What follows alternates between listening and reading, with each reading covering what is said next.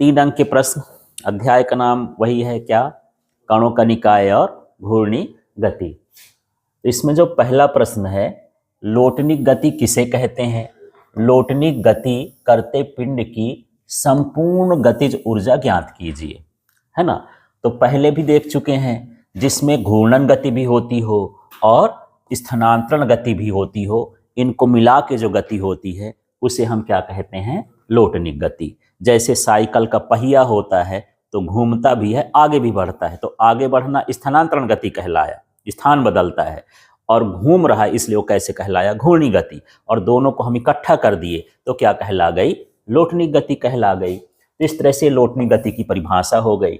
अब यहाँ पर लोटनिक गति के गतिज ऊर्जा का हमको व्यंजक निकालना है, तो यहाँ पर हमको 2 ऊर्जा निकालना पड़ेगा, एक बार स्थानांतरण गतिज ऊर्जा और एक बार घूर्णी गतिज ऊर्जा। 2 तरह की गतिज ऊर्जा होती, दोनों को जोड़ देंगे तो लोटनिक गतिज ऊर्जा आ जाएगी। तो जैसे मान के चलते हैं ये पहिया है, ठीक है ना। तो पहिया जिस वेग से घूमता है उसको हम क्या बोलेंगे? इसका ये कौन सा वेग हो गया? कोणीय वेग, है ना, ये ओमेगा हो गया। और जिस वेग से आगे बढ़ता है उसको हम क्या बोलेंगे? रेखीय वेग। तो यहाँ पर ये VCM का मतलब है ये द्रव्यमान केंद्र का वेग।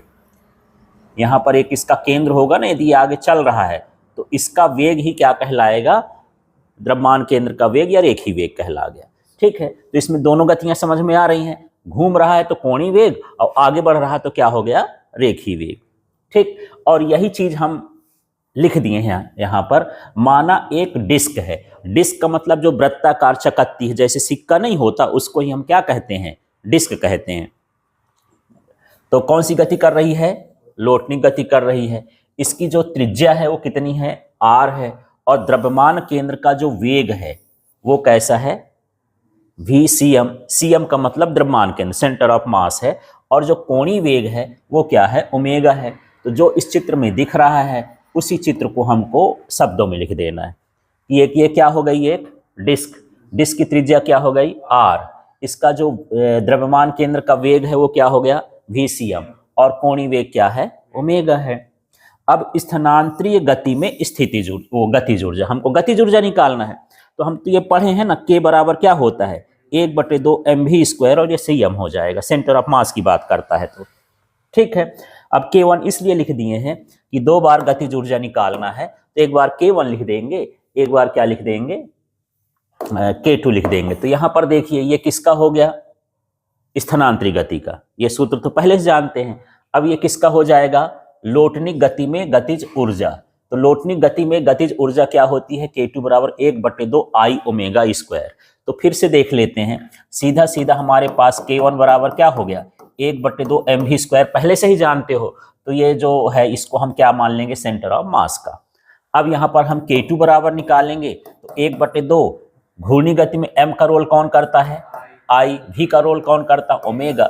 I ओमेगा² हो गया, बस इतना है। तो ये हो गई स्थानांतरण गतिज ऊर्जा, ये हो गई लोटनिक गतिज ऊर्जा। अब हम कुल गतिज ऊर्जा निकालेंगे, है ना। ये घूर्णी वाली हो गई और ये वाली हो गई स्थानांतरित, दोनों को मिलाएंगे तो किसका निकलेगा? लोटनिक का। तो यहाँ पर K बराबर को हो जाएगा K1 प्लस क्या हो गया? K2। अब K1 का मान कितना था? ये K1 का मान है ये वाला, तो हम इसको ये लिख दिए, प्लस लगा के ये K2 का मान है तो ये K2 का मान रख दिए, दोनों मान रख दिए। अब मान रखने के बाद देखना है आगे के हिस्से में, यहाँ पर समझना है। इसको तो मैं पूरा ऐसे ही कॉपी कर दिया, इसमें कोई दिक्कत नहीं है। ये प्लस भी उतार दिए, इसमें भी कोई दिक्कत नहीं है। I की जगह I ही उतार दिए। अब यहाँ पर आपको समझना है, जो I होता है वो होता है mr²। क्या होता है? mr²। तो यहाँ पर आप चाहो तो ये K भी लिख सकते हो और R भी लिख सकते हो। K भी एक तरह की विघूर्णन त्रिज्या होती है, उस त्रिज्या को हम क्या मान लिए हैं? R मान लिए। ये क्लियर हो गया। तो यहाँ पर ये जो I का मान है वो क्या होगा? mk², ठीक है। और जो ओमेगा का मान है ये ωc/r, ये ओमेगा का सूत्र ही होता है। जब आप वो पढ़े हो रेखीय वेग और कोणीय वेग में संबंध, तो आप निकाले थे V = क्या? ωr। तो ओमेगा इक्वल टू क्या बनेगा? ओमेगा इक्वल टू क्या बनेगा? V/r। तो वही तो लिखा VCM/r। अब ये मान को हम बदल दिए हैं। तो देखो हमारे पास ये I था, I का मान ये हो गया, इस मान को I की जगह पर रख दिए, यही है ना। इसके बाद देखो ये है ओमेगा, ओमेगा का मान यहाँ देखो VCM अपॉन क्या है R, और इसकी जगह पर ये रख दिए, ये ओमेगा की जगह पर ये इसका स्क्वायर है तो ये कर दिए, ठीक है।